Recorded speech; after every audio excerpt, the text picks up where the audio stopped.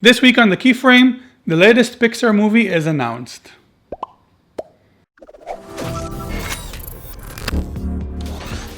Welcome to The Keyframe, Maury from BloopAnimation.com. Here are some of the latest news from the animation and visual effects industry. Despicable Me 3 unsurprisingly made a killing in the box office since its release, and has now become the highest grossing animated film in 2017, making $622 million worldwide. Now, whether it will keep its title before the year ends, competing with Pixar's Coco, remains to be seen, but this is still a huge success for Illumination.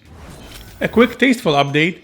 Last week we've released the finished previs for the film, as well as a video explaining some of the hardships that went into developing that story and getting it right. And we are now really close to finishing the movie, with only rendering and compositing left to do. This is pretty exciting and I really can't wait for this project to be done so I can share it with you guys. For now though, go watch the previs.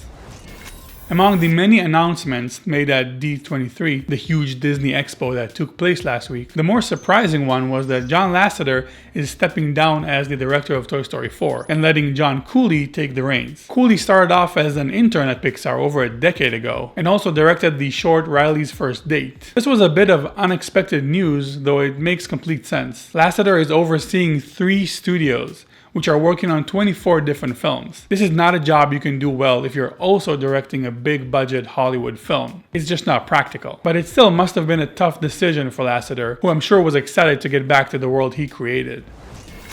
Another big announcement made during D23 is Pixar's next film after Coco, only described as a suburban fantasy, and it will be directed by Monsters University director Dan Scanlon. The film will take place in a fantasy world, which is a first for Pixar, dealing with elves and trolls and other classic fantasy tropes. Scanlon talked a bit about what the film will be about, saying, "In the film we're going to tell a story of 2 teenage elf brothers whose father died when they were too young to remember him. But thanks to the little magic still left in the world, the boys embark on a quest that will allow them a chance to spend one last magical day with their father." The film will come out sometime in 2020 or 2021, and I think it sounds like an awesome idea for a film. And I can't wait to see Pixar explore that type of world. Let me know what you think in the comments. Alright guys, that's all for today. Thanks for watching The Keyframe. New episodes come out every week, so stay tuned. If you want to get into the animation industry too, we have some great courses for you at BloopAnimation.com for some of the most popular animation software out there. The courses will take you step by step through the entire animation process, from start to finish, ending up with a complete animated shot. So check them out.